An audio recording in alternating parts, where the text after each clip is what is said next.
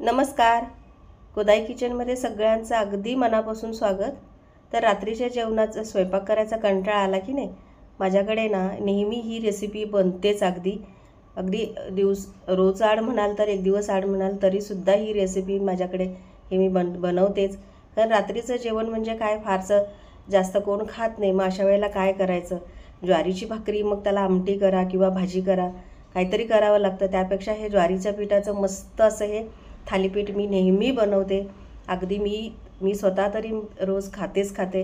इतरांनाही, बाकीच्यांना, घरातल्यांना बाकीचं आमटी वगैरे करायचा कंटाळा आला की मी हमखास ही रेसिपी बनवून देते. थालीपीठ म्हणा, तुम्ही धपाटे म्हणू शकता, काहीही म्हणा, फक्त मी ज्वारीच्या पिठापासूनच हे बनवते. बाकीची कुठलंही पिठं मी मिक्स करत नाही. शक्यतो ज्वारीचं पीठ, ज्वारी हलकी असते रात्रीच्या जेवणासाठी. ज्वारीची भाकरी हमखास सगळीकडे सगळेच जण खातात. मग अशा वेळेला पोळी भाजी म्हणजे भाजी काहीतरी आमटी करावीच लागते. त्यापेक्षा ही रेसिपी आहे ना एकदम मस्त आहे आणि खायला चटपटीत लागते, शिवाय पोटभरीची आहे.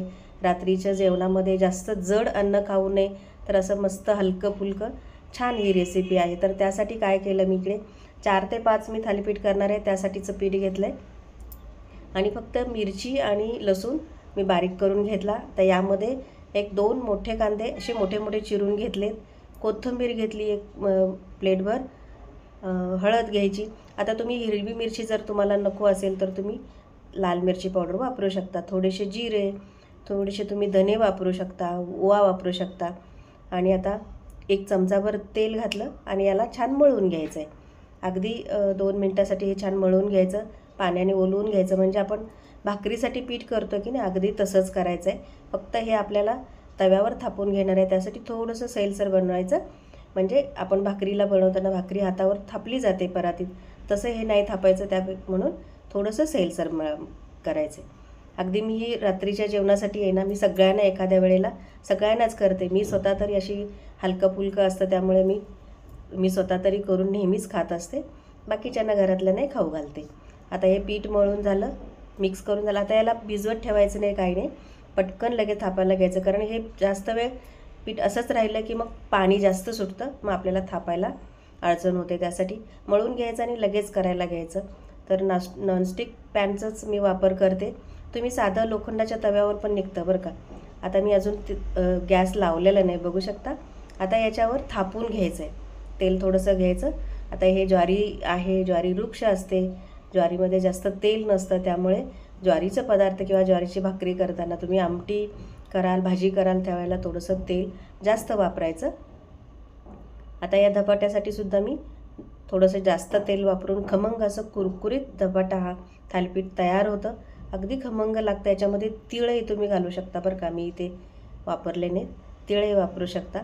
छान थापून घ्यायचं आणि मग मी गॅस लावते. अजून गॅस चालू केला नाही, कारण मग थंड असतानाच थापून घेतलं की छान पसरून थापता येतं. गरम गरम तव्यावर थापता येत नाही, त्यासाठी थंड तव्यावरच हे थापून घ्यायचं. आणि थोडंसं हाताने ना असं हे त्याला फिरवून घ्यायचं. म्हणजे कसं हे थालीपीठ दिसायलाही छान सुंदर दिसतं आणि शिवाय त्याच्यामध्ये आपण तेल घालू, तेलामुळे खमंग अगदी करपूस असं हे भाजलं जातं. त्यासाठी तेल असे बोटाने हे करून घ्यायचं. फक्त हे ज्वारीचं पीठ वापरलं आहे मी, बाकीचं कुठलंही पीठ वापरलेलं नाही. हे बघा, छान थापून घेतलं.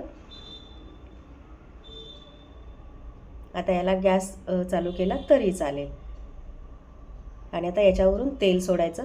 1-2 चमचे तेल मी वरून सोडले. आधी 1 अर्धा चमचा मी आधी तव्याला लावून सुरुवातीला लावून घ्यायचं. नंतर तुम्ही कराल त्यावेळेला तेल लावायची गरज नाही, वरून असं तेल सोडलं तरीही चालतंय. हे बघा, याच्यामध्ये 1-2 चमचे मी तेल सोडून घेतलं आणि याला झाकून ठेवून 5 ते 7 मिनिट छान वाफवू द्यायचं आहे. वाफ चांगली आली पाहिजे आणि वरचा जो भाग, आता हे वरचा भाग आहे की नाही, तो छान शिजून आला पाहिजे. 5 ते 7 मिनिट आपण गॅस मंद ठेवायचा आणि छान वाफवून घ्यायचं आहे. बघू शकता मस्त असं हे उकडलं आहे ते, खरं म्हणजे असं हे बघा, बघू शकता. तुम्ही आता असंही खाऊ शकता बरं का. खालची बाजू छान खरपूस भाजलेली असते, वरून छान उकडलेलं असतं. असंही खाल्लं तरीही चालतंय. मी दोन्ही बाजूने शेकून घेणार आहे. दोन्ही बाजूने शेकून घेतल्यामुळे काय होतं, अगदी कुरकुरीत आणि खुसखुशीत होतं. आपण मळतानाही तेल घातले आणि वरूनही आपण तेल सोडतो, त्यामुळे हे थालीपीठ आहे जे खूप असं छान खुसखुशीत होतं. अशा पद्धतीने रात्रीच्या जेवणामध्ये तुम्ही करू शकता. हलकं फुलकं आहे आणि सगळ्यांना एकसारखंच करायचं. म्हणजे कोणाला चपाती पाहिजे असते, कोणाला भाकरी पाहिजे असते, भाजी आमटी काहीही करायची गरज नाही. असं एकच करायचं आणि सगळ्यांना. बरं, आता याच्याबरोबर तुम्ही लोणच्याबरोबर खाऊ शकता. जर खरडा तुम्ही खात असाल, माझ्याकडे खरडा नेहमी असतो, तर खरड्याबरोबर खाऊ शकता.